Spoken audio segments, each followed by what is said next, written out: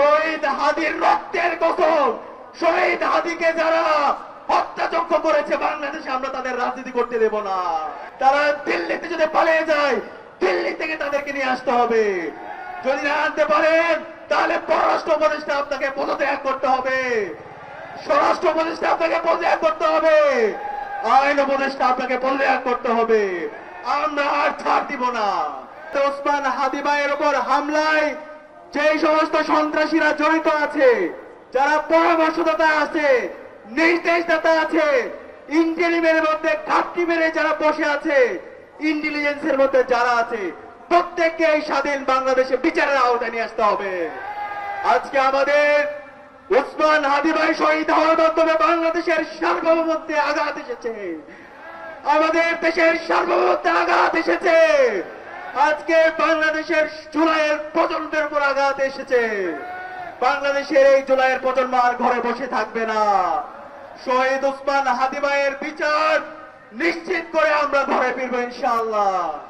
ইন্টারিমকে বলতে চাই, স্বরাষ্ট্র উপদেষ্টাকে বলতে চাই, আইন উপদেষ্টাকে বলতে চাই, পররাষ্ট্র উপদেষ্টাকে বলতে চাই, এই খুনি হাসিনা এবং তার দূষণদেরকে এবং আমাদের ভাই ওসমান হাদিকে যেই সন্ত্রাসীরা হামলা করেছে তাদেরকে দ্রুত সময়ের মধ্যে অ্যারেস্ট করতে হবে।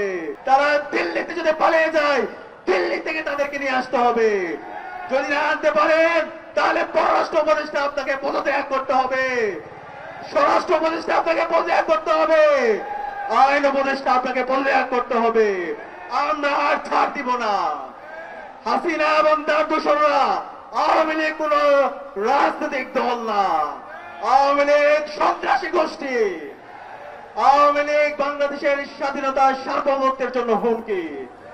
আওয়ামী লীগের দূষরদেরকে, কালচারাল ফেসিস্ট চক্রকে রাজনৈতিকভাবে এবং সামাজিকভাবে বয়কট করতে হবে। আজকের শহীদ হাদি চত্বর থেকে আমরা সবাই শপথবদ্ধ হচ্ছি, শহীদ হাদির রক্তের কসম, শহীদ হাদিকে যারা হত্যাযজ্ঞ করেছে বাংলাদেশে আমরা তাদের রাজনীতি করতে দেব না। শহীদ হাদিকে যারা গুলি করেছে, যারা নির্দেশ দিয়েছে, তাদের বিচারে এই স্বাধীন বাংলাদেশে নিশ্চিত করবো ইনশাআল্লাহ।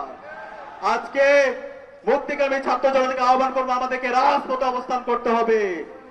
আজ জুমার নামাজের পরে আমাদের ঢাকা বিশ্ববিদ্যালয় কেন্দ্রীয় মসজিদে শহীদ ওসমান হাদির জন্য দোয়া ও মোনাজাত অনুষ্ঠিত হবে। দোয়া মোনাজাত পরবর্তী আমাদের শহীদ হাদি চত্বর, এই হাদি চত্বরে আগামীকাল আগ্রাসন বিরোধী সমাবেশ হবে।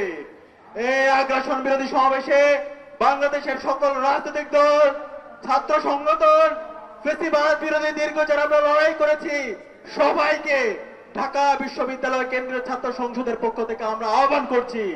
আমরা সবাই আমাদের শহীদ ওসমান হাদির উপর যে সমস্ত সন্ত্রাসীরা হামলা করেছে, নির্দেশ দিয়েছে এবং সন্ত্রাসীদের বিচারের দাবিতে এবং এই দিল্লির আগ্রাসনের বিরুদ্ধে আগামীকাল আগ্রাসন বিরোধী সমাবেশ হবে ইনশাআল্লাহ।